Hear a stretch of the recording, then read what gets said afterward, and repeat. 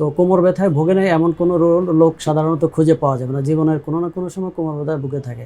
তবে আশার আলো হলো এই কোমর ব্যথার শতকরা 90 ভাগই দেখা যায় কোনো চিকিৎসা ছাড়া এমনিতেই ভালো হয়ে যায়, এবং এটা মেকানিক্যাল পেইন হয়ে থাকে, যেটা আমরা সাধারণত বলে থাকি কাজের ধরন, বসার ধরন, জার্নি, চলাফেরা, তা এইসব এবং কিছু হ্যাবিটের সাথে রিলেটেড এইসব সমস্যার কারণে কিছু কোমরের ব্যথা হয়ে থাকে। তো যেসব কারণে কোমর ব্যথাগুলো হয়ে থাকে সেগুলো আমরা একটু ডিসকাস করি, যেটা আমরা আসলে সহজেই প্রিভেন্ট করতে পারি।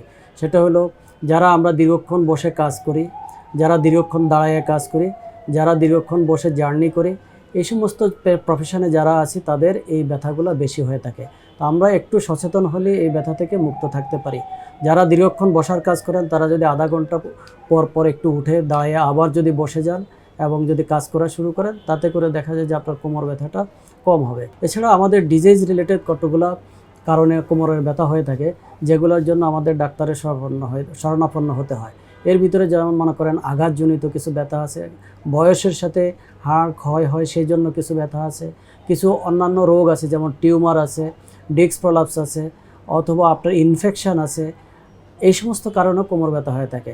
বয়সের কারণে যে কোমর ব্যথাগুলো সেটাও আমরা সাধারণত সবারই বয়স যখন বেশি হয়ে যায় কোমরে ব্যথা এটা অনেকগুলো কারণে হয়। এর ভিতরে একটা হলো অস্টিওপোরোসিস বা হাড়ে ক্ষয় রোগ, মানে অস্থির ঘনত্ব কমে যাওয়া, হাড়গুলা আমরা যেরকম ঝাঁঝর বা চালনি দেখি, চালনির মতো ছিদ্র ছিদ্র হয়ে যাওয়া, তার মিনারেল ডেনসিটি, বোন মিনারেল ডেনসিটিটা কমে যায়, যার জন্য দেখা যায় কোমরে ব্যথা হয়। এবং এগুলো আমরা সহজেই প্রিভেন্ট করতে পারি। বিশেষ করে মহিলাদের যাদের মাসিক বন্ধ হয়ে যায়, মাসিক বন্ধ হওয়ার সাথে সাথে শরীরে দেখা যায় কিছু হরমোনের ডিফিসিয়েন্সি দেখা যায়, হরমোন উৎপাদন বন্ধ হয়ে যায়, এবং এই হরমোনের অভাবে বোনের টার্নওভার বা বোন ক্ষয়টা বেড়ে যায়। তো ও যখনই মাসিক বন্ধ হয়ে যায় সেটা যদি আমরা অ্যাড্রেস করতে পারি, ওই টাইমে যদি আমরা কিছু মেডিকেশন নিতে পারি, তাহলে আমরা দেখা যাবে যে সেই মাসিক বন্ধ হওয়ার জনিত কারণে হাড়ের যে ক্ষয় হয় সেই ক্ষয় রোগ থেকে আমরা মুক্ত থাকতে পারি। সবার শেষে একটা কথাই বলবো যে আমরা ব্যালেন্স ডায়েট গ্রহণ করব, অ্যাক্টিভ লাইফ লিড করব, তাহলেই সবসময় মুভমেন্টের ভিতরে থাকবো, এক্সারসাইজ করব,